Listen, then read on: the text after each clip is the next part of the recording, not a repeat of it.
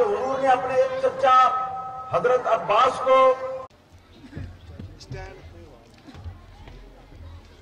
نحمده ونصلي ونسلم ونبارك على سيدنا رسوله الحبيب الكريم وعلى آله وصحبه أجمعين أما بعد فأعوذ بالله من الشيطان الرجيم بسم الله الرحمن الرحيم قال الله تبارك وتعالى في القرآن المجيد والفرقان الحميد إنما يريد الله ليذهب عنكم الرجس أهل البيت ويطهركم تطهيرا صدق الله العظيم إن الله وملائكته يصلون على النبي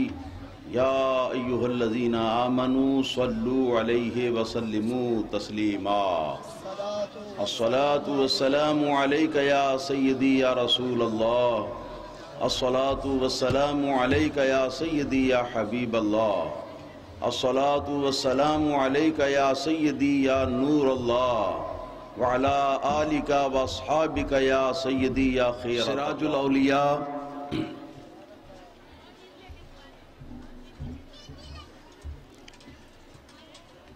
حکیم پیر محمد شفیع الدین صاحب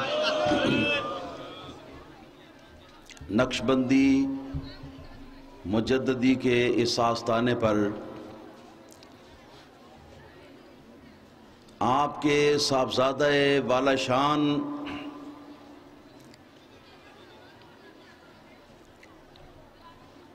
سراج الاتقیاء حضرت پیر طریقت رہبر شریعت صاحبزادہ پیر غلام سرور حسین صاحب نقشبندی حافظہ اللہ تعالی کی صدارت اور سرپرستی میں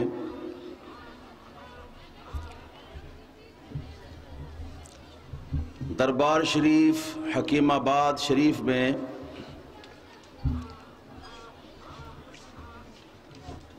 سالانہ سیدنا امام حسین رضی اللہ تعالی عنہ کا عرس پاک اور حضور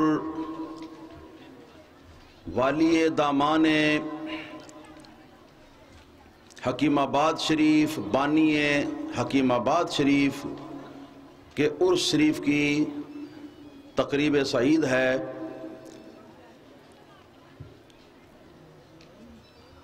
بڑے بڑے علماء کرام اور مشائخ طریقت یہاں پر موجود ہیں۔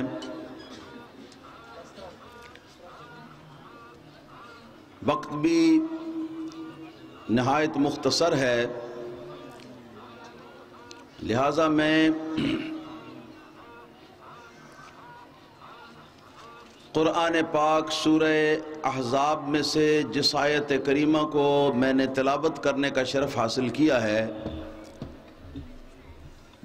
میں اس کی تفسیر کے سلسلے میں کچھ باتیں آپ حضرات کی خدمت میں عرض کروں گا۔ یاد رکھیے، سب سے پہلے ارشاد خداوندی کا ترجمہ، رب تعالی ارشاد فرماتا ہے کہ اللہ تعالی تو یہی چاہتا ہے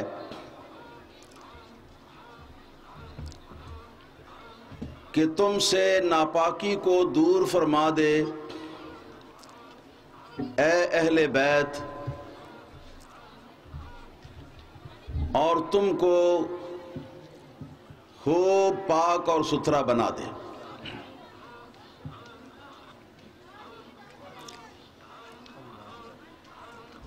اس آیت کریمہ کے اندر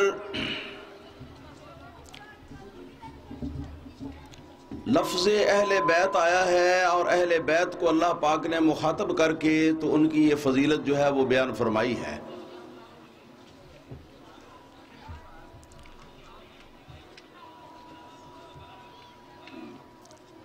یہ اہل بیت کون ہیں؟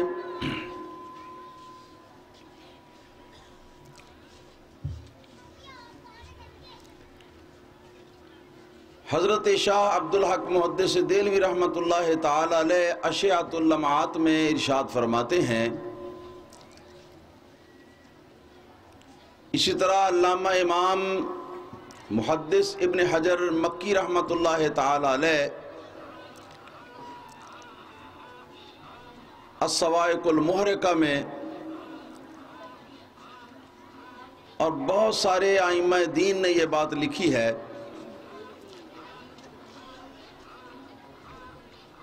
کہ لفظ اہل بیت اور لفظ اہل اور لفظ آل، یہ تین الگ الگ الفاظ ہیں، مگر ان تینوں الفاظ کا معنی، مفہوم اور مطلب ایک ہے۔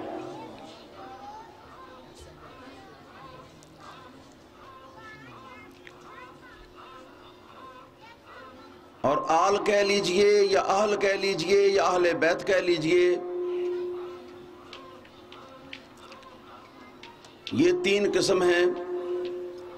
نبی کریم صلی اللہ تعالی علیہ وسلم کی نسبت سے۔ نمبر ایک، اہل بیت نسب۔ نمبر دو،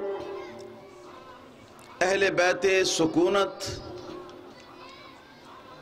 نمبر تین، اہل بیت ولادت۔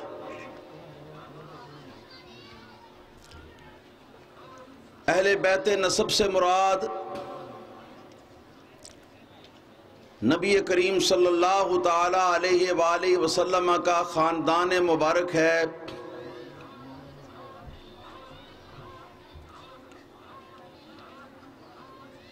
اور اس تحدید کے ساتھ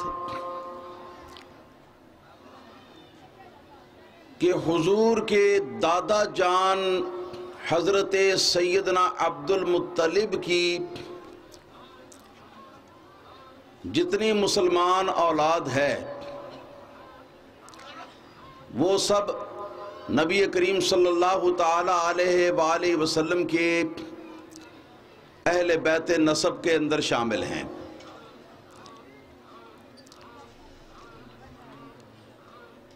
اس سلسلے میں حضرت سیدنا حمزہ شیر خدا رضی اللہ تعالیٰ عنہ بھی داخل ہیں، کیونکہ نبی کریم صلی اللہ تعالیٰ علیہ وسلم کے چچا جان ہیں، حضرت عبد المطلب کے صاحبزادے ہیں۔ اسی طرح حضرت عباس رضی اللہ تعالیٰ عنہ یہ بھی نبی کریم صلی اللہ تعالیٰ علیہ وسلم کے چچا جان ہیں، اور اس بات پر تمام اہل اسلام کا اتفاق ہے کہ یہ دونوں ہستیاں جو ہیں یہ مشرف با ایمان اور مشرف با اسلام ہوئی ہیں۔ اسی طرح سیدنا علی مرتضی شیر خدا رضی اللہ تعالیٰ عنہ بھی حضرت عبد المطلب کی اولاد ہیں، اور نبی کریم صلی اللہ تعالی علیہ وسلم کے چچا زاد بھائی ہیں۔ آپ بھی، حضرت عبداللہ بن عباس بھی، حضرت فضل بن عباس بھی، اور اس طرح اور بھی جتنی ہستیاں سرکار عبد المطلب کی اولاد میں سے اسلام پر ہوئی ہیں، وہ سب اہل بیت نبی ہیں، اہل بیت نسب کے گروپ کے اندر شامل ہو کر۔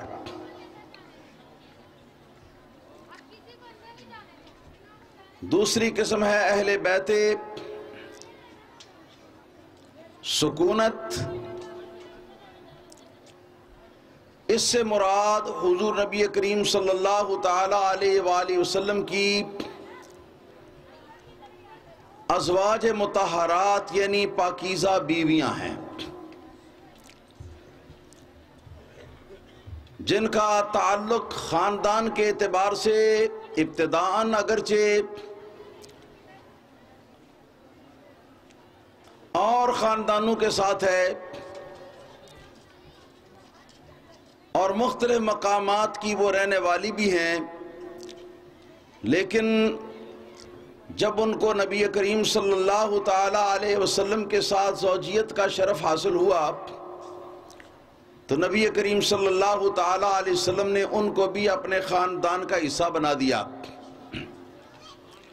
اور وہ ساری زندگی نبی کریم صلی اللہ تعالی علیہ وسلم کے گھر میں سکونت پذیر رہیں. ان کو کہتے ہیں اہل بیت سکونت. اور تیسرے نمبر پر ہے اہل بیت ولادت. اہل بیت ولادت سے مراد وہ تمام پاک ہستیاں ہیں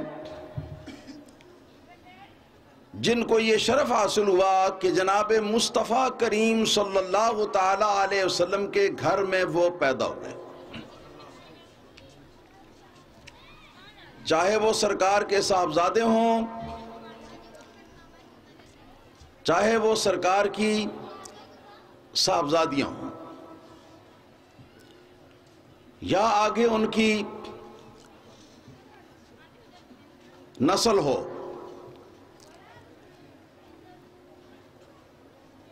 مگر شرط ہے کہ ایمان کے ساتھ. شرف اہل بیت ہے، شرف سیادت ہے، اور ایمان کے بغیر کچھ بھی نہیں.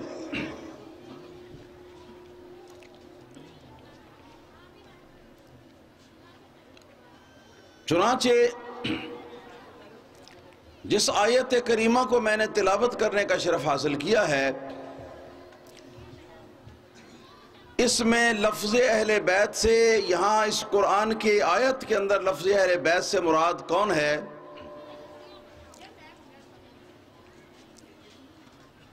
تین قول ہیں. پہلا قول یہ ہے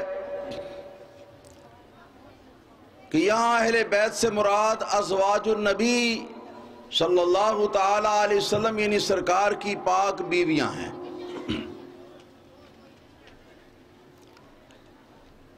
اور اس قول والوں کی دلیل کیا ہے؟ یہ کہتے ہیں کہ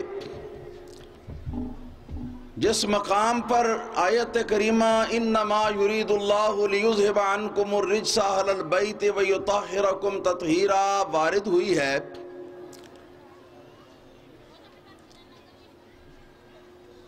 اس سے پہلے جو آیات ہیں اور جو اس کے بعد والی آیات ہیں، ان سب میں خطاب نبی کریم صلی اللہ تعالی علیہ وسلم کی ازواج مطہرات کو ہے. چنانچہ اللہ تعالیٰ نے اوپر سے ان الفاظ کے ساتھ یہ سلسلہ گفتگو کا شروع فرمایا، یا نساء النبی لستن کاحد من النساء، اے نبی کی پاک بیویوں، تم دوسری عورتوں کی طرح دوسری عورتوں میں سے کسی عورت کی بھی مثل نہیں ہو. اور آگے پھر انہی سے خطاب ہے، انہی کے ساتھ بات ہو رہی ہے، انہی کو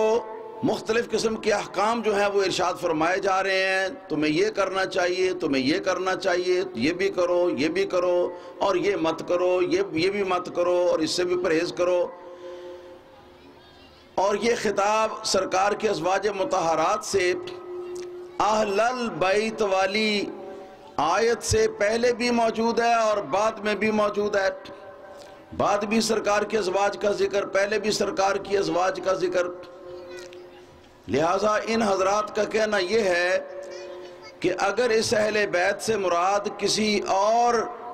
فرد کو سرکار کی آل میں سے مراد لیا جائے گا تو اس کا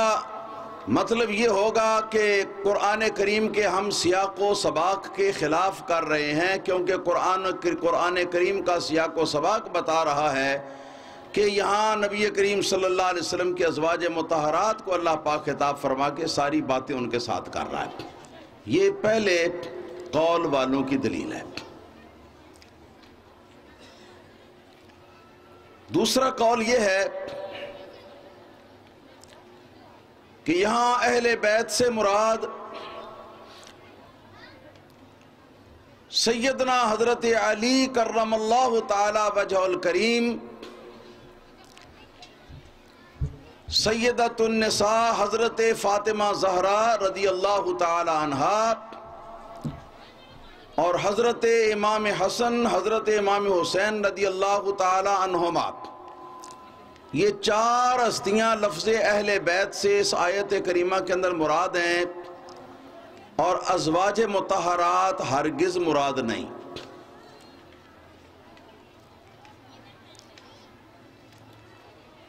ان حضرات کی دلیل وہ حدیث ہے جو بہت ساری کتب احادیث کے اندر آئی ہے، کئی سندوں کے ساتھ آئی ہے، کتب تفاسیر کے اندر بھی آئی ہے، کئی صحابہ کرام اور امہات المومنین کی روایت سے آئی ہے۔ میں حضرت بی بی ام سلمہ رضی اللہ تعالیٰ عنہ کی روایت آپ کو سنا دیتا ہوں، باقی بھی اسی کے مطابق ہی ہے۔ حضرت بی بی ام سلمہ ام المومنین رضی اللہ تعالیٰ عنہ فرماتی ہیں کہ سرکار میرے گھر تشریف فرما تھے، اور نبی کریم صلی اللہ تعالیٰ علیہ وسلم کمبل مبارک اوڑھے ہوئے تھے۔ اتنے میں حضرت علی مرتضیٰ رضی اللہ تعالیٰ عنہ تشریف لائے، تو نبی کریم صلی اللہ تعالیٰ علیہ وسلم نے ان کو فرمایا کہ علی آؤ میرے کمبل کے اندر داخل ہو جاؤ، تو کمبل کو پھیلا کر حضرت علی کو اس کے اندر داخل کر لیا، کمبل میں لے لیا۔ اتنے میں حضرت سیدہ فاطمہ زہرا رضی اللہ تعالیٰ عنہ تشریف لے آئیں۔ نبی کریم صلی اللہ علیہ وسلم نے فرمایا کہ فاطمہ تم بھی کمبل میں آ جاؤ، ان کو بھی کمبل میں لے لیا۔ ان کے بعد حضرات حسنین کریمین دونوں شہزادے تشریف لائے۔ نبی کریم صلی اللہ تعالیٰ علیہ وسلم نے دونوں شہزادوں کو بھی حکم دیا کہ کمبل کے اندر تشریف لے آؤ، چنانچہ وہ بھی کمبل کے اندر تشریف لے آئے۔ جب ان چاروں کو کمبل میں لے لیا تو سرکار نے اپنے ہاتھ مبارک کمبل میں سے باہر نکال دیے اور دعا کے لیے پھیلا دیے، اور فرمایا کہ اللہم ہاؤلائی اہل بیتی فاذہب عنہم الرجس وطہرہم تطہیرا۔ قرآن پاک کی اس آیت کریمہ والے الفاظ جو ہیں ان کو اپنے انداز میں عرض کیا اللہ تعالیٰ کی بارگاہ میں دعا بنا کر کہ یا اللہ یہ میرے اہل بیت ہیں، لہذا تو ان سے ہر قسم کی ناپاکی کو دور فرما دے اور ان کو خوب پاک صاف اور ستھرا بنا دے۔ یہ حدیث پاک دلیل ہے دوسرے قول والوں کی، وہ کہتے ہیں کہ بس صرف یہی چار اہل بیت ہیں، ان کے علاوہ کوئی اہل بیت کے لفظ کے اندر یہاں قرآن کی آیت میں داخل نہیں۔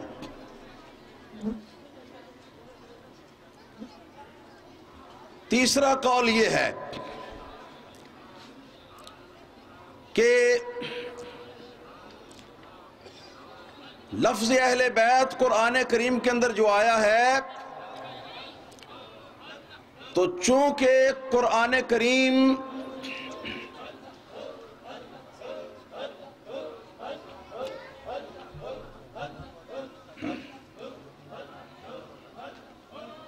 بھئی یہ جو کچھ ہو رہا ہے یہ گناہ ہو رہا ہے، سراسر گناہ ہو رہا ہے، یہ سراسر گناہ ہو رہا ہے۔ اگر دنیاوی باتوں میں لگے ہوں تو پھر تو یہ ٹھیک ہے، لیکن جب قرآن کا بیان ہو رہا ہے تو اس کی موجودگی میں یہ بالکل نہیں ہونا چاہیے، بالکل یہ قرآن کے ادب کے خلاف ہے، ہرگز بھی نہیں ہونا چاہیے۔ اللہ تعالی ہمیں سمجھ عطا فرمائے اور عمل کرنے کی توفیق عطا فرمائے۔ میں عرض کر رہا تھا کہ قرآن کریم کے اندر اس لفظ اہل بیت سے مراد کیا ہے؟ 3 قول ہیں۔ پہلا قول ہے کہ صرف ازواج مطہرات ہیں، دوسرا قول ہے کہ صرف علی، فاطمہ، حسنین کریمین رضی اللہ تعالی عنہم اجمعین ہیں، اور چوتھا قول یہ ہے کہ اس لفظ اہل بیت سے مراد نبی کریم صلی اللہ تعالی علیہ وسلم کے تمام اہل بیت اور نبی کریم صلی اللہ علیہ وسلم کی تمام آل اور نبی کریم صلی اللہ علیہ وسلم کی تمام اہل ہیں، جن کو کہ شریعت مطہرہ نے اور عربی لغت نے اہل بیت کے اندر شمار کیا ہے۔ اور دلیل ان کی یہ ہے کہ اللہ تعالیٰ نے قرآن میں اہل البیت کا لفظ استعمال فرمایا، اور اس قرآن کے بارے میں فرمایا بلسان عربی مبین، کہ یہ قرآن عربی مبین کی زبان میں ہے، زبان عربی مبین میں ہے۔ تو پھر عربی زبان اور عربی لغت کو پیش نظر رکھنا ہوگا، اور عربی لغت کو پیش نظر رکھ کے نبی کریم صلی اللہ تعالی علیہ وسلم کے جتنے اہل بیت نسب ہیں، جتنے اہل بیت سکونت ہیں، اور جتنے اہل بیت ولادت ہیں، یہ سارے کے سارے مراد ہونے چاہیے۔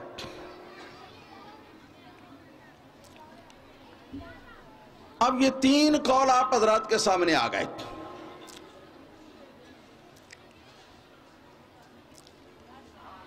محاکمہ کیا ہے ان میں؟ ہمیں کیا سمجھنا چاہیے کہ کون سا قول صحیح ہے؟ میں کہتا ہوں کہ پہلا قول بھی صحیح ہے، مگر اس حد تک کہ چونکہ سیاق و سباق میں خطاب اہل نبی کریم صلی اللہ علیہ وسلم کی ازواج مطہرات کو ہے، لہذا نبی کریم صلی اللہ علیہ وسلم کے ازواج مطہرات اس میں داخل ہیں قرآنی سیاق و سباق کی روشنی میں۔ اس حد تک صحیح ہے، لیکن یہ کہنا کہ صرف یہی ہے، یہ حدود سے تجاوز کرنا ہے۔ بے شمار احادیث سے اور قرآن پاک کی کئی آیات سے انکار کرنا ہے۔ اور پھر میں عرض کرتا ہوں کہ رہا دوسرا قول کہ صرف 4 ہستیاں ہیں، ازواج مطہرات نہیں ہیں اور باقی اور کوئی بھی نہیں ہے، تو یہ بات بھی درست نہیں ہے۔ اس حد تک درست ہے کہ یہ 4 ہستیاں اہل بیت ہیں، اس سے انکار نہیں ہو سکتا، لیکن صرف یہی اہل بیت ہیں، ان کے علاوہ کوئی اہل بیت نہیں۔ قرآن کریم کی اس آیت کریمہ کے اندر اس بات کی کوئی دلیل موجود نہیں، بلکہ دلیل اس کے خلاف موجود ہے۔ چنانچہ ابھی دلائل النبوہ بہقی شریف کا تذکرہ ہو رہا تھا۔ اسی دلائل النبوہ کی صحیح الاسناد حدیث ہے کہ نبی کریم صلی اللہ تعالی علیہ وسلم نے ایک مرتبہ حضرت عباس جو حضور کے چچا تھے ان کو فرمایا کہ چچا آ جاؤ اور اپنے بال بچوں کو بھی لے آؤ۔ تو حضرت عباس رضی اللہ تعالیٰ عنہ خود بھی آئے اور آپ کے بال بچے بھی آئے، اور اسی طریقے سے نبی کریم صلی اللہ تعالی علیہ وسلم نے کمبل مبارک پھیلایا اور فرمایا کہ چچا کمبل کے اندر آ جاؤ، سارے آ جاؤ، بال بچوں سمیت آ جاؤ۔ تو جس وقت آ گئے، نبی کریم صلی اللہ تعالی علیہ وسلم نے اپنے ہاتھ مبارک اٹھا دیے دعا کے لیے اور دعا کرتے ہوئے عرض کیا اللہ تعالیٰ کی بارگاہ میں اسی قرآن پاک کی آیت کو دعا بنا لیا کہ اللہم ہؤلاء اہل بیتی، یا اللہ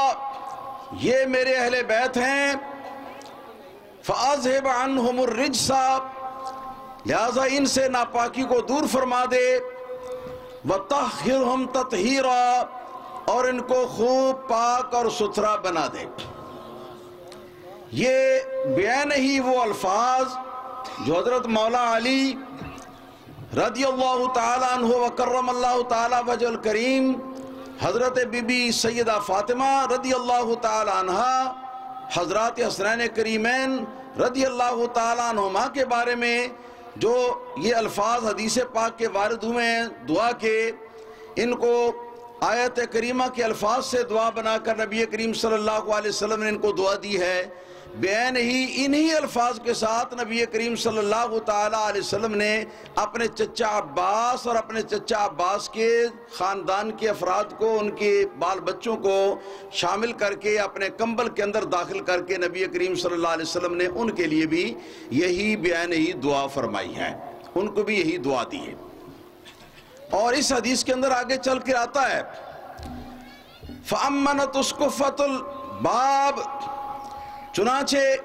جس وقت سرکار نے فرمایا کہ یا اللہ یہ میرے چچا عباس اور ان کی آل اولاد یہ میرے اہل بیت ہیں، ان سے ناپاکی کو دور فرما دے اور ان کو خوب پاک صاف اور ستھرا بنا دے، جس وقت یہ دعا فرمائی تو اس حدیث پاک کے اندر آگے یہ بھی آتا ہے کہ دروازے کی چوکھٹ میں سے آواز آئی آمین آمین آمین، 3 مرتبہ لفظ ہے کہ یا اللہ قبول فرما، یا اللہ قبول فرما، یا اللہ قبول فرما۔ تو اب محاکمہ یہ ہوا کہ یہ لفظ جو ہے یہ عام ہے لغت کے اعتبار سے، اور اس کو خاص کر دینا ہر لحاظ سے یہ کسی طرح بھی جائز نہیں۔ ہاں البتہ ہم یہ کہیں گے کہ قرآن کریم کے سیاق و سباق کی روح سے اس لفظ اہل بیت کے اندر ازواج مطہرات داخل ہیں،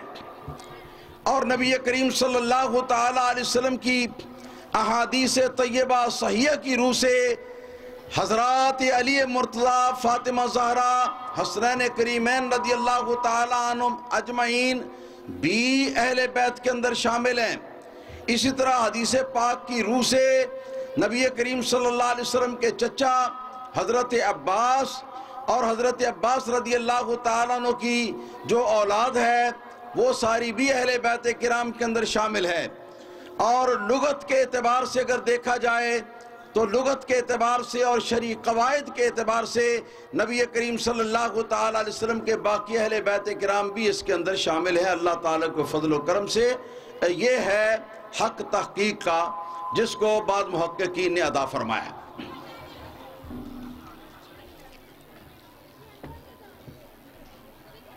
ایک بات مزید یاد رکھیں، میں 2 باتیں چھوٹی چھوٹی عرض کرنا چاہوں گا، اس کے بعد بات کو ختم کر دوں گا۔ یہ جیسا کہ میری ابتدائی گفتگو کے اندر بھی آپ نے سماعت فرمایا،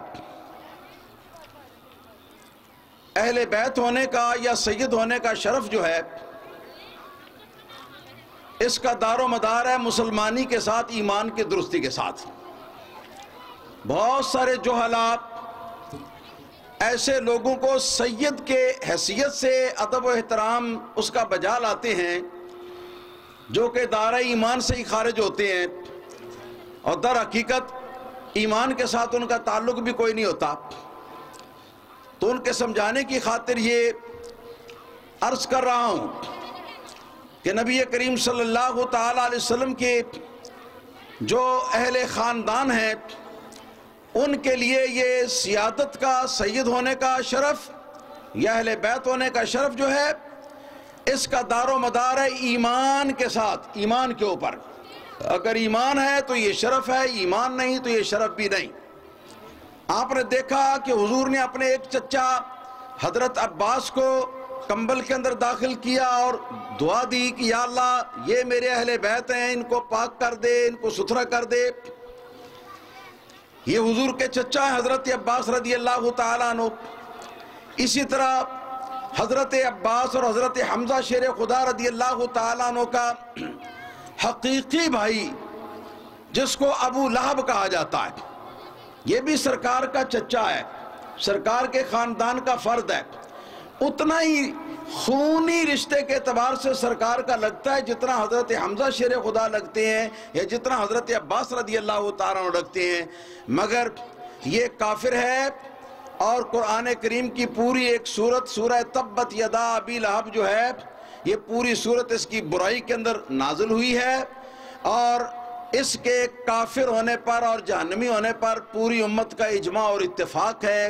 خود نبی کریم صلی اللہ علیہ وسلم نے اس کو کافر کہا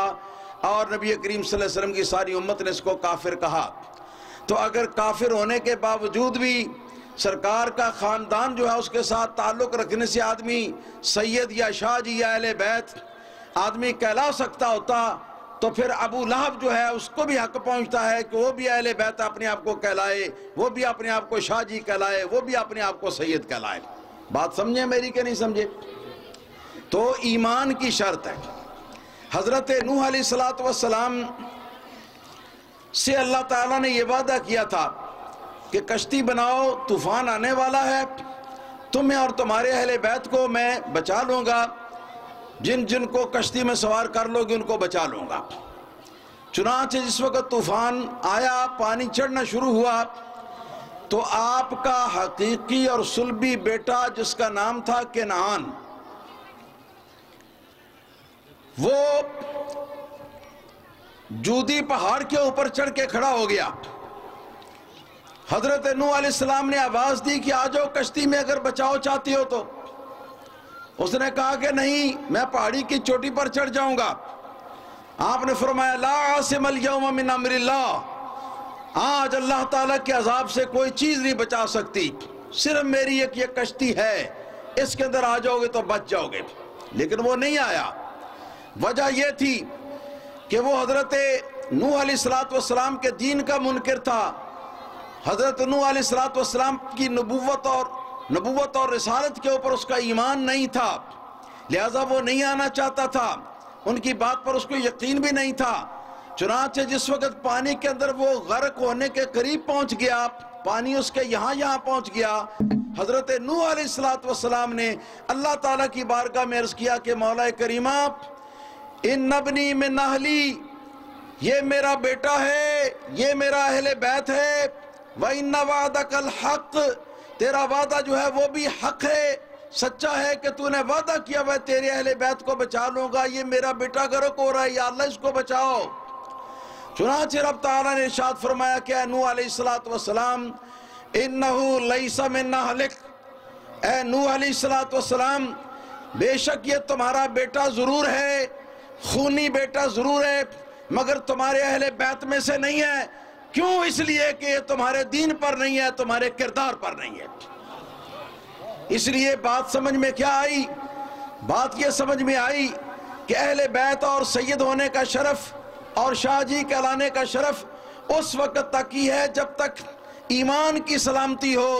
اور جب ایمان سے آدمی ہاتھ دھو بیٹھے تو اس کے بعد شرف سیادت بھی ختم، شرف اہل بیت بھی ختم، نبی پاک صلی اللہ علیہ وسلم کی آل ہونے کا شرف بھی ختم۔ اچھی طرح اس بات کو مضبوطی سے پلے باندھ لو۔ دراصل بات یہ ہے کہ سرکار کی ذات کے ساتھ تعلق دو طرح کا ہے۔ کتنی طرح کا؟ دو طرح کا ہے۔ ایک تعلق ہے خون کا تعلق حضور کی ذات کے ساتھ، دوسرا تعلق ہے ایمان کا تعلق سرکار کی ذات کے ساتھ، اور جو ایمان کا تعلق ہے سرکار کی ذات کے ساتھ اس کا مرتبہ افضل ہے، لہذا اس کو بنیاد رکھا گیا ہے جنتی ہونے کی۔ اگر سرکار کے ساتھ خونی تعلق نہیں ہے مگر ایمان کا تعلق ہے تو وہ جنت میں جائے گا، لیکن اگر ایمان کا تعلق سرکار کے ساتھ نہیں اور خون کا تعلق ہے تو وہ بھی جہنم کے اندر جائے گا، جنت کے اندر نہیں جا سکتا۔ البتہ جب ایمان کا تعلق بھی موجود ہو اور خون کا تعلق بھی موجود ہو تو اس کو کہتے ہیں سونے پر سہاگا۔ یہ نور علی نور ہے کہ نبی کریم صلی اللہ علیہ وسلم کے ساتھ ایمان کا تعلق بھی قائم اور نبی کریم صلی اللہ تعالی علیہ وسلم کے ساتھ نسبی تعلق جو ہے وہ بھی قائم۔